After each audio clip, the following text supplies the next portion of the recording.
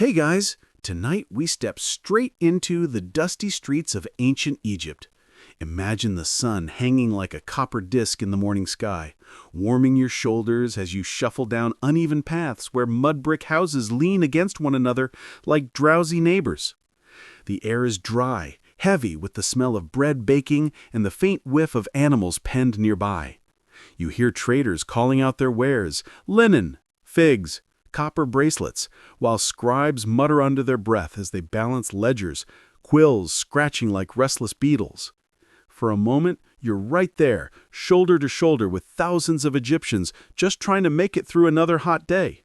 And yes, you probably wouldn't last long without a wide hat, gallons of water, and the patience of a camel. So, before you get comfortable, take a moment to like the video and subscribe, but only if you genuinely enjoy what I do here. And as always, tell me your location and your local time in the comments. I love knowing where and when you're tuning in from. Now, dim the lights, maybe turn on a fan for that soft background hum, and let's ease into tonight's journey together. You begin your walk through Memphis, one of the great cities of ancient Egypt. The streets are narrow, packed with market stalls draped in colorful fabrics. Chickens dart between baskets of onions and children chase one another through the dust, giggling before being called back sternly by mothers who have far too much laundry to haul to the Nile. A donkey brays like it's auditioning for a musical you never asked to attend, and you wonder how anyone gets any sleep around here. Yet to the Egyptians, this clamor is the heartbeat of their day. You pass scribes hunched over wooden writing boards. Being a scribe is one of the most prestigious jobs available, and these young men have spent years memorizing signs that look like little owls, reeds, and snakes. To you, it just looks like someone doodled too close to bedtime, but it's actually the backbone of Egyptian record-keeping. Without them, no one would know how many baskets of grain belonged in the granaries or how many bricks you owed for the king's latest construction project. Historians still argue whether literacy was as rare as elite propaganda made it seem, or whether far more common folk knew their way around a papyrus scroll than the officials let on. One mainstream fact here is simple. Memphis was one of the oldest and most significant cities of Egypt, serving as a capital for centuries. Its temples and palaces once gleamed in the sun, though now only fragments remain. Walking its streets, you'd find busy workshops where craftsmen chipped away at amulets, statues, or stone jars with a patience that would make even your dentist proud. But let's not miss the quirky details. Ever heard of the beer brewing neighborhoods? Archaeological finds suggest some quarters of Egyptian cities produced beer in astonishing quantities. The fermentation process gave off a thick, yeasty smell, mixing in the hot air with incense from nearby shrines. You, walking through, would probably feel tipsy just from the aroma. Egyptians loved their beer.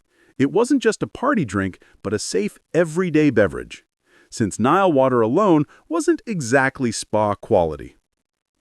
You pause near the docks along a canal where boats made from bundled papyrus reeds bob gently. The water glints as fishermen haul up nets wriggling with tilapia, while cats, those ever-divine freeloaders, wait for scraps. A boy calls out, hawking small amulets of Bes, the dwarf god who's supposed to protect against evil spirits, and apparently against bad hair days too. As you shuffle onward, the sun grows hotter. You notice the simple homes, their walls plastered in mud and whitewashed to reflect the heat.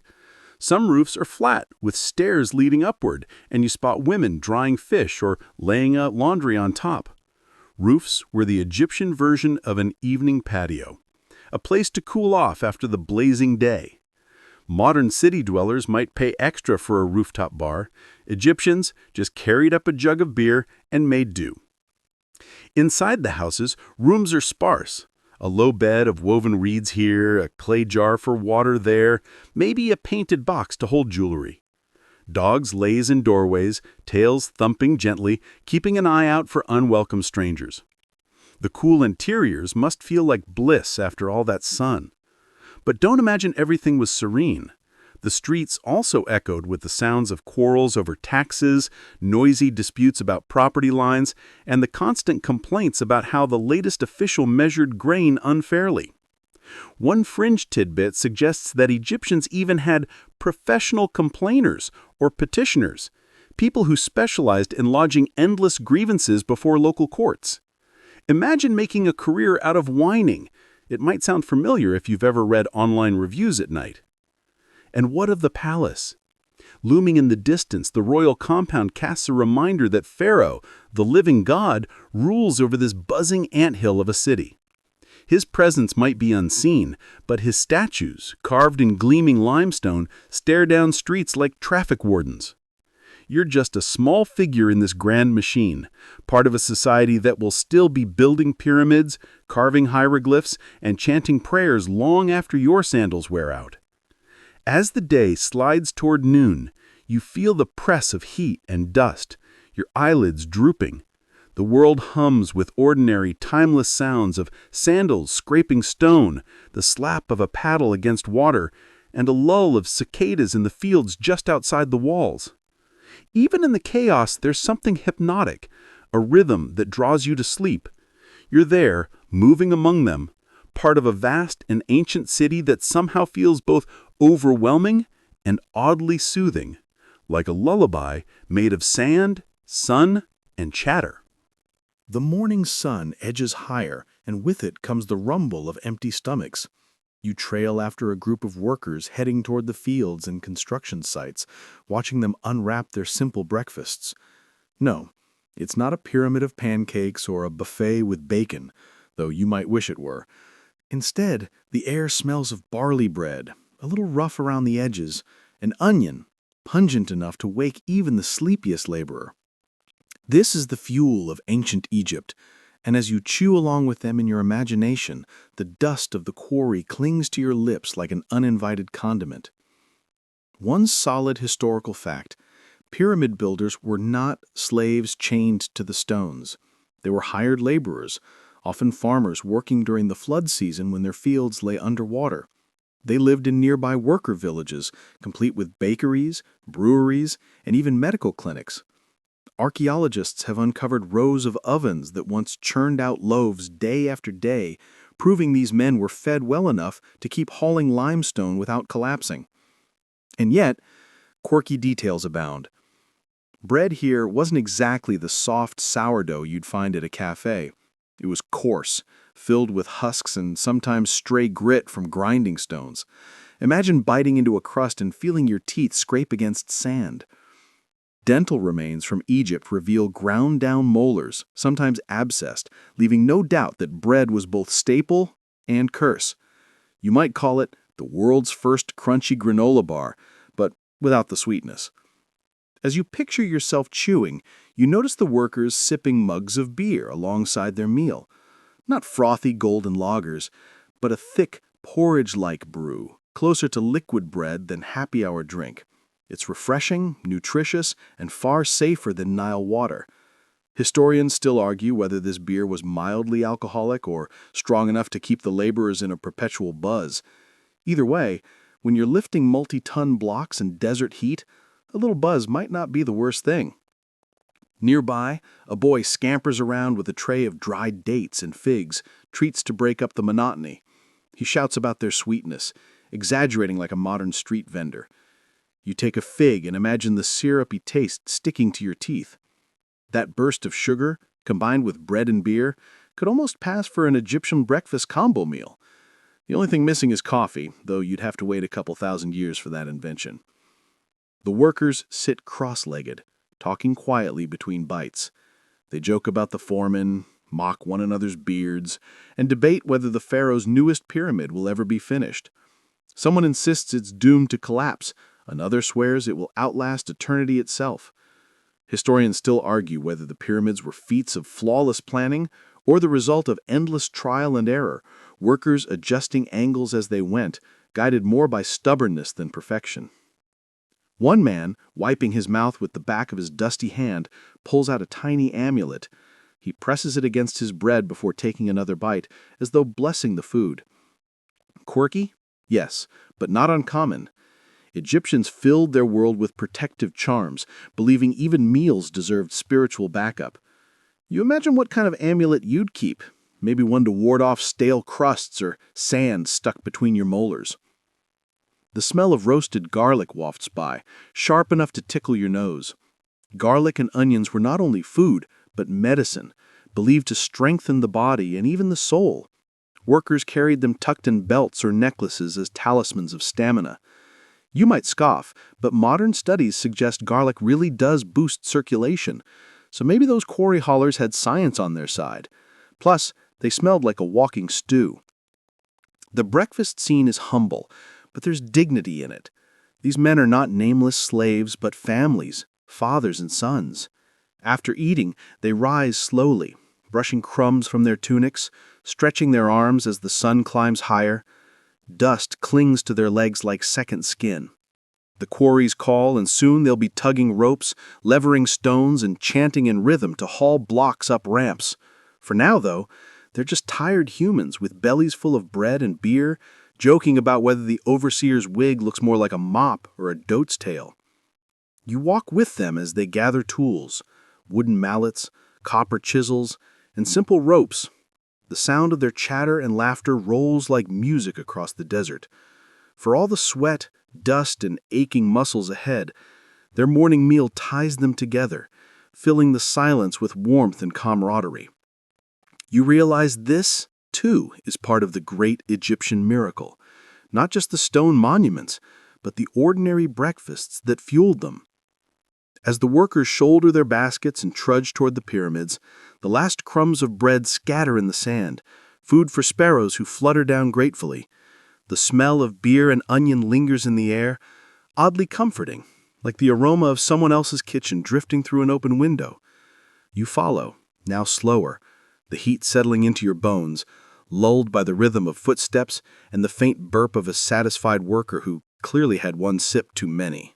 You wander away from the busy heart of Memphis, letting the sound of traders fade until all you can hear is the hush of the Nile flowing nearby.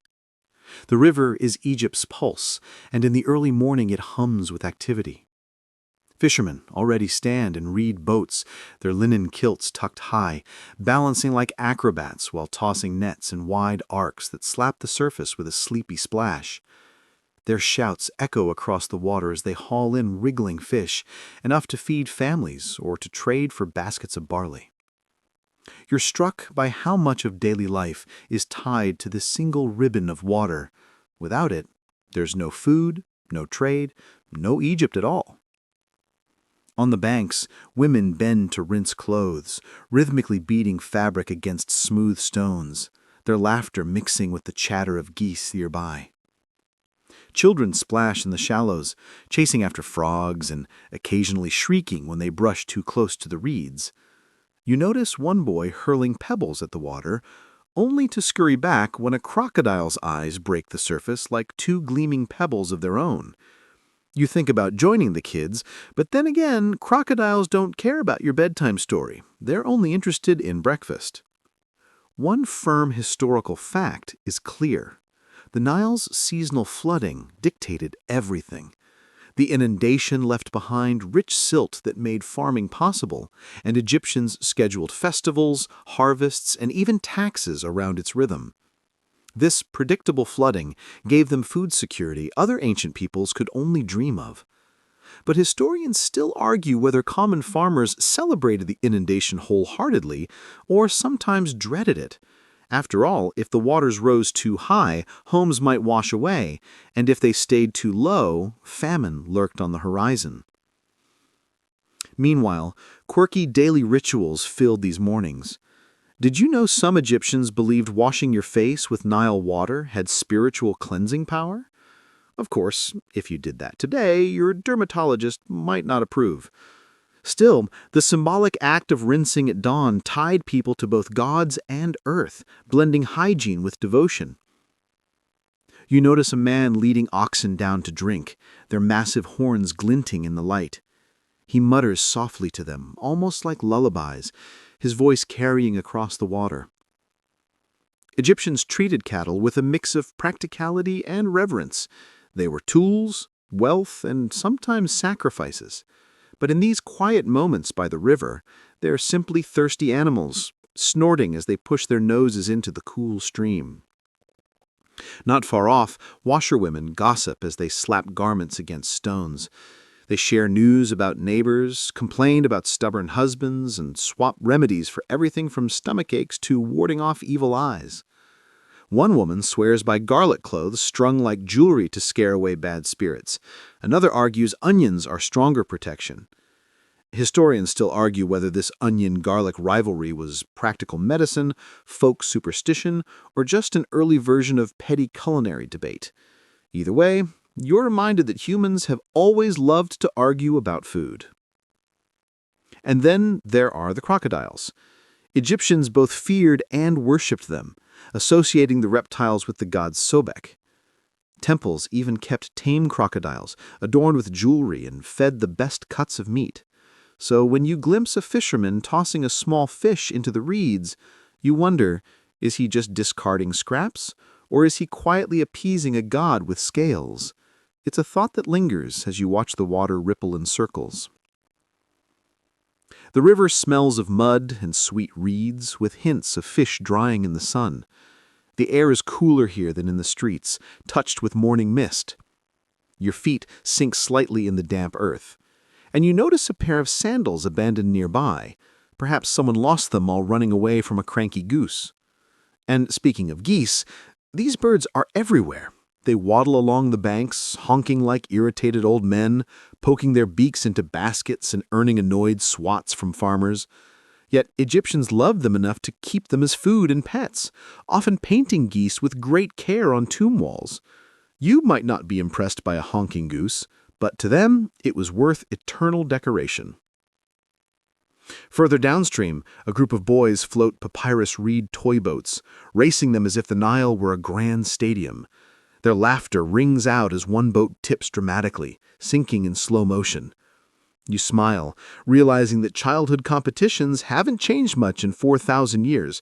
It's just today's version is kids dropping smartphones into swimming pools. You find yourself lulled by the rhythm of life along the Nile. Nets slap, water splashes, geese honk, oxen snort. It's an orchestra of the ordinary. And while it may seem mundane, this very routine is what made Egypt endure for millennia. Without these fishermen, washerwomen, farmers, and their crocodile-dodging children, the grand temples and pyramids would never have existed. As the sun climbs higher, heat rolls over the banks. Fishermen head back with their morning catch, washerwomen gather their damp linens, and the children finally scatter toward home, dragging their toy boats behind them. The crocodile sinks back under the surface, leaving only ripples behind, as if erasing itself from the story until another morning. You linger, feeling the hum of the river settle in your bones. The Nile flows endlessly, soft and steady, carrying with it the sound of ancient life. It's oddly comforting, like a lullaby hummed by water itself, reminding you that just as day follows night, the river keeps flowing, and people keep waking up to its call. You leave the quarry dust behind and drift into a quieter courtyard where a different sort of preparation takes place. Here, life isn't about hauling limestone blocks. It's about wigs, perfumes, and cosmetics, the ancient tools of presentation and pride. Egyptians took appearance seriously, not in a shallow way, but as a reflection of health, status, and even spiritual balance.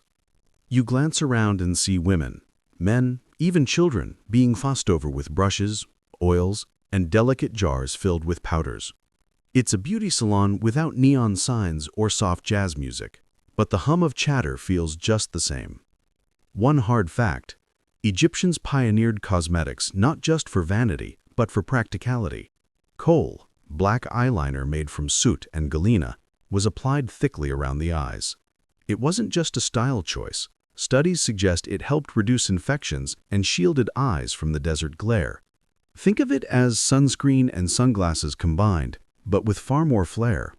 You watch as a young woman leans forward, a servant carefully dragging a reed applicator across her eyelids. Her lashes flutter, and suddenly her eyes gleam dramatically against her sun-bronzed skin. She smiles faintly, and you realize the style feels timeless. You've seen the same smoky eye in modern fashion magazines, though rarely explained as an ancient anti-eye infection hack. And then there are the wigs. Real hair is shaved short, partly for hygiene, partly to survive the heat. On special days, however, a wig transforms you from an ordinary neighbor into someone important. Beeswax, sheep fat, or resin is used to hold elaborate curls in place. From afar, it looks elegant. Up close, well, you can smell the beeswax softening in the sun, and you wonder if wearing one felt like balancing a slightly warm, slightly sticky loaf of bread on your head. Egyptians didn't seem to mind. For them, wigs carried dignity and sometimes even divine protection. Historians still argue whether only the wealthy wore these wigs, or if more modest households managed simpler versions. Some evidence suggests clay or fiber wigs were available for those who couldn't afford the deluxe beeswax edition. Imagine saving up for a new wig the way people save for sneakers today. Though, instead of limited edition Jordans, you're aiming for goat hair with resin, model 1420 BCE. Perfumes, too, saturate the air. Jars of fragrant oils line wooden tables. Myrrh, frankincense, and sandalwood blended with fat to make balms. Someone dabs a little on your wrist, and instantly the sharp, resinous scent cuts through the musty courtyard air. Egyptians believed good smells kept evil spirits away. You can't help but think it also kept evil odors away, which, let's be honest, was probably more urgent in a hot, crowded city. A quirky tidbit pops up here. Cones of perfumed wax worn on heads during banquets. Yes, literal wax cones balanced on wigs, slowly melting in the heat and releasing fragrance. Archaeologists long debated whether this was a symbolic art thing, or if people really walked around with mini candles dripping perfume into their hair. Recent evidence suggests they were real, though perhaps not an everyday look. Imagine trying to chat casually while warm wax trickles down your scalp. You'd either feel indulgent or just sticky. A group of men sit off to the side, rubbing scented oils into their skin. Egyptians considered oily skin beautiful and healthy, a way to resist the drying desert winds. You watch one man stretch luxuriously, gleaming like he's ready for a sports commercial, though all he's really ready for is a long day counting grain or arguing in court. Meanwhile, a child fidgets while her mother dabs a green paste under her eyes. The paste, made from malachite, is thought to protect against infections and maybe even magical curses. The girl sighs dramatically, bored with the process, and you chuckle softly, because kids never change. 2,000 years later, they'll still roll their eyes at sunscreen or medicine. You notice servants carefully storing cosmetics in small carved jars, some made of alabaster or decorated with lotus motifs. To the Egyptians, these weren't just beauty tools. They were symbols of wealth and order. Many people were even buried with makeup kits, ensuring they'd look their best in the afterlife. You imagine eternity with perfectly winged eyeliner. At least you'd go out in style. One man nearby strokes his chin, inspecting a new false beard. Pharaohs wore them as symbols of divine power, often braided and hooked onto the face with straps. They weren't about hiding patchy growth, though maybe that helped too, but about linking rulers with the gods. You picture yourself strapping one on, instantly transforming into someone regal, only to sneeze and have it wobble off at a terrible angle. Divine dignity gone in an instant. The courtyard buzzes with friendly chatter, punctuated by the scrape of applicators in coal pots and the faint sizzling of beeswax softened over coals. The air is thick with perfume, smoky incense, and just a hint of sweat. You feel drowsy watching it all. The slow strokes of brushes, the patient braiding of wigs, the rhythm of everyday care stretched out into timeless ritual. By the time the preparations end, faces gleam, eyes sparkle, wigs shine, and the whole courtyard smells like a spice bazaar. You trail after them as they head back into the city, looking utterly transformed. What strikes you isn't the glamour, but the ordinary humanity of it, the same blend of pride, insecurity, and ritual we still live with today. And as the last drops of oil gleam on sunlit skin, you feel yourself lulled by the gentle hum of self-care that echoes across the centuries. By now, the heat presses down like a heavy blanket, and you shade your eyes with one hand as you step into a field where workers are slathering something suspicious on their arms. At first glance, it looks like mud. Then you notice the smell, a sharp, earthy tang mixed with something faintly unpleasant. You squint, realizing you're watching people rub a concoction of crocodile dung and fermented plant matter across their skin. This, you realize, is sunscreen, or at least their best attempt at it. You're grateful for modern SPF, but the Egyptians seem determined to improvise. One fact historians agree on: the Egyptian sun was brutal, and protection was necessary. They wore lightweight linen and wide collars, but bare skin still faced the rays. Mixtures of animal fats, oils, and plant extracts often doubled as moisturizers and sun barriers. Crocodile dung is one of those stranger recipes mentioned in later texts, though scholars still argue whether it was ever widespread or more symbolic, some quirky remedy offered to wealthy households with access to crocodiles. Either way, imagine sitting under the sun with that smeared across your shoulders, trying to look dignified. The smell aside, you can almost admire the creativity. These people experimented constantly with mixtures. Oils from castor beans, sesame, and moringa were common, along with red ochre rubbed on cheeks not just for beauty, but for added protection.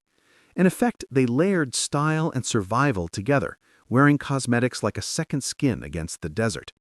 Nearby, a farmer sits with his sandals off, coating his feet in a mixture of honey and animal fat, muttering about cracked heels.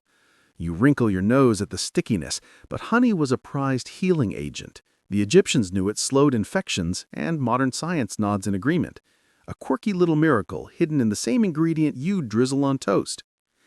Children chase each other in the dust, their heads gleaming with oil that serves as both sunblock and pest repellent. One boy, gleeful, smears his face with more than he probably needs, ending up shiny as a polished jar.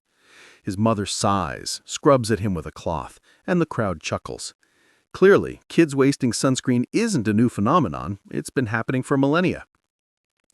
Historians still debate how much of these recipes were daily habits versus ritual acts tied to gods and magic. Was crocodile dung really believed to protect, or was it more about invoking Sobek, the crocodile god, for strength? A mixture of science and faith ran through all Egyptian remedies. After all, if you believed the gods guarded you, maybe you felt cooler even when the sun baked your shoulders. As the heat rises, you find shade beneath a palm tree, watching people reapply their concoctions. The mixture glistens in the sunlight, creating an odd shimmer, almost like scales. Perhaps that was intentional, a way of blending with nature, wearing the shimmer of the Nile's creatures as armor against the day. A merchant strolls by, carrying jars of perfumed oil. He shouts about their benefits, comparing his wares to ordinary dung-based remedies. You suppress a laugh, realizing you've just witnessed the world's first sunscreen marketing battle. The crowd gathers, sniffing the jars, bartering over prices, and choosing between smells like roses and smells like crocodile enclosure. The choice, you suspect, is an easy one. You lean back, lulled by the mix of voices and the sound of cicadas buzzing in the reeds. The smell isn't exactly relaxing, though if you focus on the myrrh and sandalwood oils, you can almost pretend. Still, part of you can't stop thinking about the unfortunate worker whose job it was to collect crocodile dung in the first place. Imagine telling your family that's your career, official crocodile collector. Sleepy or not, that's a title no resume should have to bear. And yet, it worked in its way. Oils, fats, and strange mixtures shielded skin, warded off insects, and gave people the comfort of feeling prepared against the desert. Beneath the humor lies a truth. Survival often depends on strange creativity. Even if the method smells awful, it represents resilience, trial and error, the constant negotiation between human bodies and a sun that never stops shining. The day stretches on, the air shimmering with heat. Farmers wipe their brows, women adjust their headscarves, and children dart between patches of shade, still shiny with oil. You feel your own skin prickle in sympathy, grateful for your imaginary sunscreen, though maybe you'll pass on the crocodile dung recipe. Instead, you let yourself be carried along by the gentle rhythm of everyday care, the buzz of insects, and the occasional squawk of a goose who clearly disapproves of your lack of fashion-forward sun protection. And as you drift further along the Nile's edge, you realize that even here, amidst odd remedies and quirky concoctions, the Egyptians' determination to thrive in their desert home feels strangely soothing. It's survival, yes, but with a touch of humor, and maybe even a whiff of sandalwood over the dung. You wander away from the shimmering, oily crowd and step into the shadow of towering stone walls. The heat outside gives way to a cool hush within, and suddenly the noise of the city melts into something softer. Temple chants at dawn. The air is heavy with incense, thick curls of smoke spiraling upward like lazy clouds. Your ears adjust to the echoing rhythm of low voices, priests humming in unison, as though the building itself were breathing. You pause, letting the sound seep into your bones, calming and hypnotic, like an ancient lullaby. One solid fact: Egyptian temples weren't simply places of prayer for the general public. They were the homes of gods on earth, tended carefully by trained priests. Only the priests entered the inner sanctums, where statues of deities were bathed, dressed, and offered food each day. To outsiders, this might have looked like a private club for divine caretakers. To Egyptians, it was essential, the act that kept the universe in balance. You picture yourself standing beside the entrance as priests glide past, their shaven heads glistening with oil, linen robes whispering softly. One carries a small tray with bread and beer for the god. Another swings a censer, releasing puffs of frankincense that sting your nose but soothe your mind. You cough politely, trying not to ruin the moment with a sneeze. The chants rise and fall, words long familiar to the priests but foreign to your ears.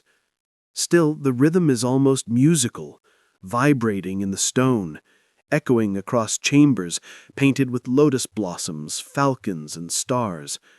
Some hymns are hymns to Ra, the sun god, others to Amun or Isis or Hathor. Each name feels like a secret key whispered into the morning.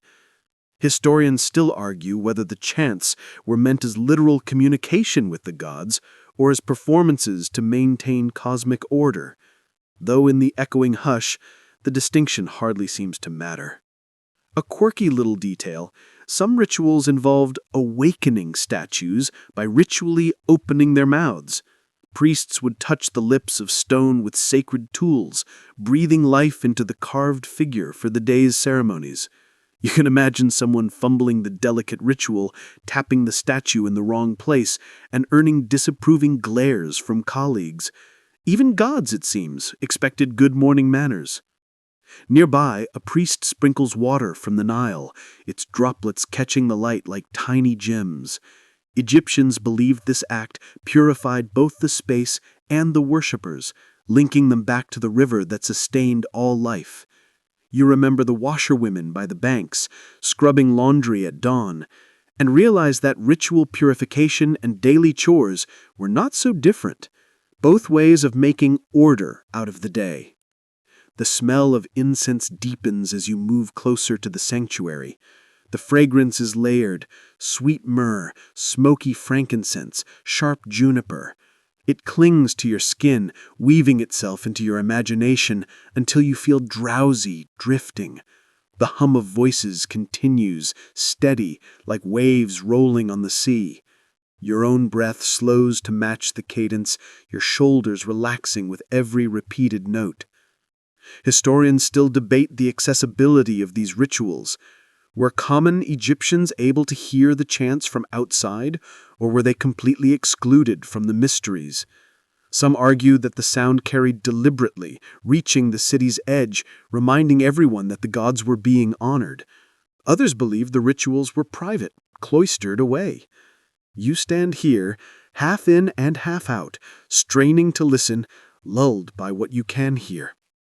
You watch as a group of musicians joins in, their sistrums rattling with a metallic shimmer, drums thudding softly.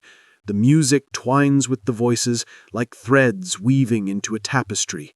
A priestess sways gently, her movements so slow they look like water rippling. The moment feels less like a performance and more like a sunrise, inevitable, steady, peaceful. Quirky little detail? Some rituals involved using food as offerings to the gods, setting out dishes of bread, meat, and fruit before the statues. Afterwards, the food was redistributed among temple staff. Imagine the gods nodding politely, letting the priests do all the eating. You can't help but smirk at the thought of a divine feast doubling as the world's earliest office lunch program. The light inside the temple shifts as the sun rises higher, spilling through narrow slits high in the walls. Dust motes drift lazily in the beams, glowing like tiny stars. For a moment, you feel as though you're standing inside the sky itself, wrapped in chants and incense, suspended between earth and eternity. Your eyelids grow heavy. The chants keep rolling, voices dipping low, then swelling like the tide, steady, predictable, endless. Somewhere outside, the city bustles on, but here the world narrows to sound, smoke, and stone. You rest against a cool wall, the vibrations of the chants humming through your back. And just when you think it might stop, it continues, soft, steady, and soothing, like an ancient lullaby meant not just for gods, but for anyone drifting nearby.